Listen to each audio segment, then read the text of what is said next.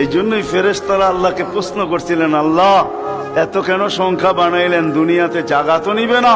তা আল্লাহ বলছে, জাআলতু লাহুমুল মাউতা, আসার সিরিয়াল রাখছি, যাওয়ার কোনো সিরিয়াল রাখি নাই।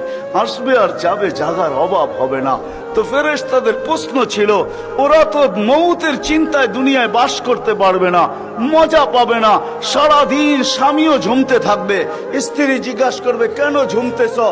সামনে মৌত। স্ত্রীও ঝুমতে থাকবে, স্বামী বলবে, কেন ঝুমতেছ? বলবে সামনে মৌত। সন্তানও ঝুমতে থাকবে। মা বাবা ঝুমা বোঝেন তো? ঝুমা, হ্যাঁ, ঝুমতে থাকবে। মা বাবা জিজ্ঞাসা করবে, ঝুমিস কেন? কয় সামনে মৌত। বড় ঝুমতে থাকবে, ছোট জিজ্ঞাসা করবে, ঝুমো কেন? কয় সামনে মৌত। বড় ছোট ঝুমতে থাকবে, বড় জিজ্ঞাসা করবে, ঝুমো কেন? বলে সামনে মৌত। সবাই মৌত মৌত বলে চিৎকার দিবে, দুনিয়ার মজা তো পাবে না, পাঠায় লাভ কি? আল্লাহ জবাব দিছে, জাআলতু লাহুমুল আমালা, প্রত্যেকের দিন আশা দিয়ে ভরা দিছি, বাঁধবে বাসা, এতে তোমাদের সন্দেহ নাই। তোমাদের চিন্তা করতে হবে না, আশা দিয়ে দিল ভরা।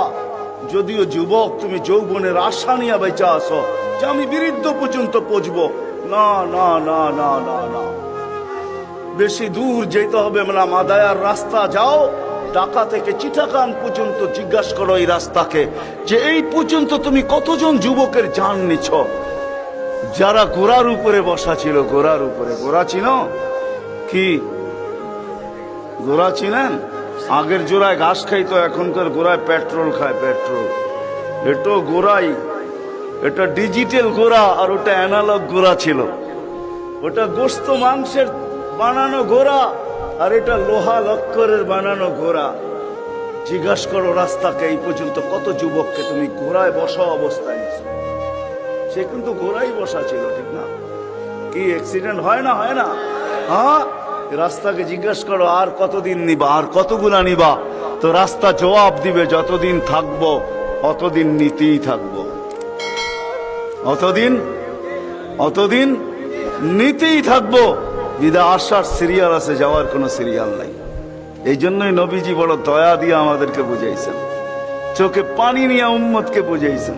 হায় হায় হায়, মনে উঠলো, এই জন্য বলতেছি, জিবরিল আর মিকাইল আলাইহিস সালাম, কারণ আল্লাহ রসুল যেদিন ভূমিষ্ঠ হন, যেদিন জন্ম নেন, যেদিন দুনিয়াতে পা রাখেন, তো মিকাইল আলাইহিস সালামকে আল্লাহ বডিগার্ড হিসাবে নির্ধারণ করেন, যে তুমি আমার বন্ধুর বডিগার্ড।